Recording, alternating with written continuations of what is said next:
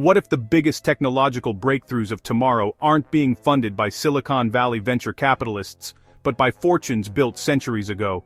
Imagine ancient dynastic families, names whispered in history books, rarely trending on social media, quietly moving billions into artificial intelligence, biotechnology, and renewable energy.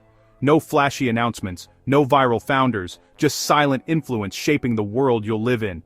Today, we're pulling back the curtain. This is not about conspiracy, it's about capital, patience, and power. And by the end of this video, you may never look at innovation the same way again.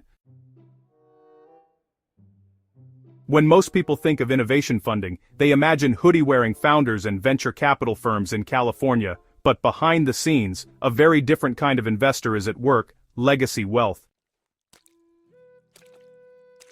The Rothschilds, beyond banking. The Rothschild name is almost synonymous with 19th century banking, but what's far less discussed is how modern branches of the family have diversified far beyond finance.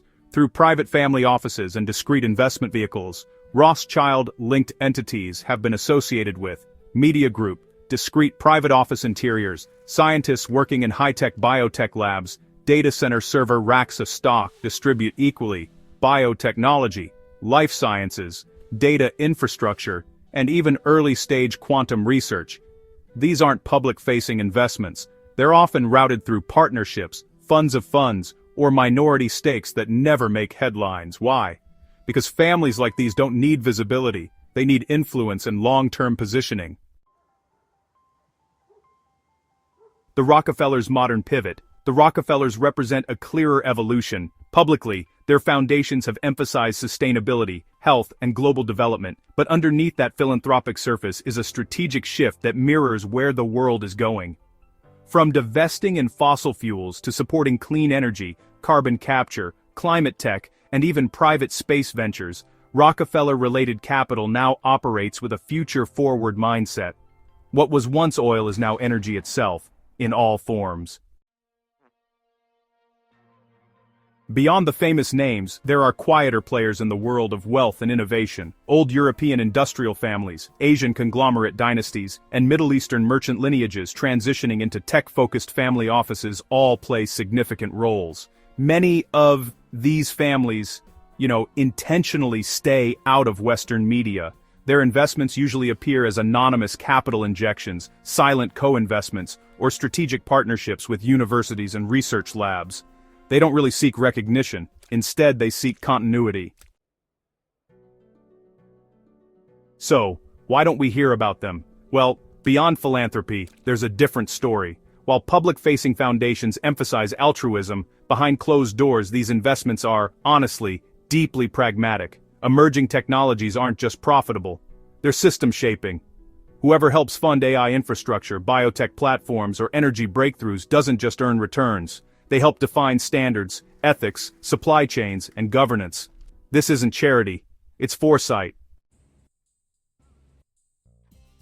Unlike venture capital funds that need exits in 5 to 10 years, dynastic wealth operates on generational timeframes.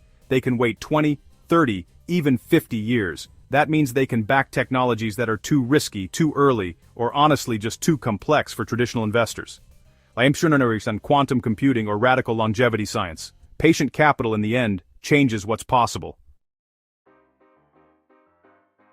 Operating in the shadows, staying quiet has its advantages. Minimal media attention means, well, fewer political battles, less public backlash, and honestly, greater freedom to pivot when technologies fail, which, let's face it, many do. In a world where public companies are scrutinized every quarter, anonymity really is power.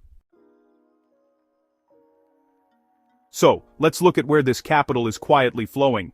AI's quiet benefactors are out there. Advanced AI research is expensive, It requires massive compute power, elite talent, and long development cycles. Behind some major AI labs and research institutions, you'll find private endowments and family offices with deep historical roots.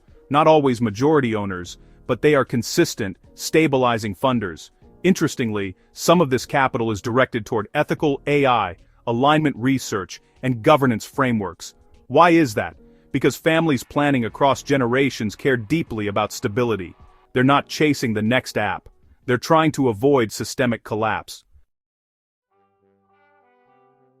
Sustainable energy's silent giants, think fusion energy, solid-state batteries, grid-scale storage. These are not quick wins. They require decades of research with, honestly, no guarantee of success. That actually makes them perfect candidates for dynastic investment. Some of the largest breakthroughs in experimental fusion and next-generation battery chemistry are supported by private capital that never appears in press releases. Often, these are structured as long-term research sponsorships rather than equity bets. If fusion works, it doesn't just create wealth, it reshapes civilization. So, biotechnology may be where legacy wealth is most deeply embedded. CRISPR gene editing, longevity science, regenerative medicine, and personalized therapies. All of these align perfectly with dynastic priorities like health, lifespan, and resilience. Family offices are increasingly funding private biotech labs, university spin-offs, and closed clinical research platforms. Sometimes, years before the public even becomes aware. And in some cases, these families don't just invest, they actually participate in shaping the direction of the research. This isn't happening in isolation. When we start mapping the web, we see that family offices across Europe, Asia, the Middle East, and North America are becoming more and more interconnected. They co-invest, share intelligence, and pool their capital into global initiatives. It's less of a secret society, and more like a quiet network, really. A web of influence that, honestly, crosses borders faster than governments can react. Here's where things get uncomfortable. These families are not elected, they're not publicly accountable, yet their investments can shape healthcare access, energy systems, and even, the boundaries of human enhancement. Is that dangerous? Or is it just the reality of capital in a world where governments often move slowly? The answer, it seems, depends on transparency, ethics, and oversight, all of which are, at best, pretty uneven. If control over transformative technology consolidates among a small group of ultra-wealthy families, we may be witnessing the rise of a technological aristocracy, not kings and queens, but capital stewards whose influence rivals nation-states. History suggests this kind of power always reshapes society. The only question is how. So, where does this all lead? The next wave of investment is already taking shape. Emerging areas that are quietly attracting capital include neuromorphic computing, which is designed to mimic the human brain, and ocean technologies, ranging from deep-sea energy to underwater data centers. There's also synthetic biology, which is, blurring the line between engineering and life itself. And let's not forget human-machine interfaces, which are quietly advancing beyond all the consumer hype.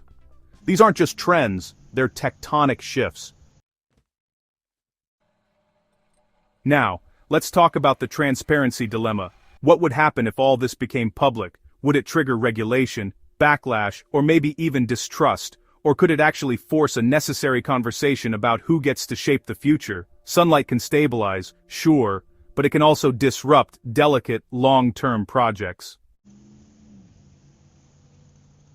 You might wonder about your role in this landscape. You may not control billions in generational wealth, but honestly, awareness really matters. Track family offices, follow research funding, not just startups, and pay attention to who's supporting universities, labs, and policy think tanks. Because the future isn't only built by the visible innovators, it's actually shaped by those patient enough to think in centuries. Innovation doesn't always come from disruption. Sometimes it comes from continuity, from families who have survived empires, wars, and revolutions, and are now quietly funding the technologies that might just define humanity's next chapter. The question isn't whether they're shaping the future. The question is whether the rest of us are paying attention. If this video changed how you see technology and power, consider subscribing, because honestly, the most important forces shaping our world are often the ones that no one is talking about.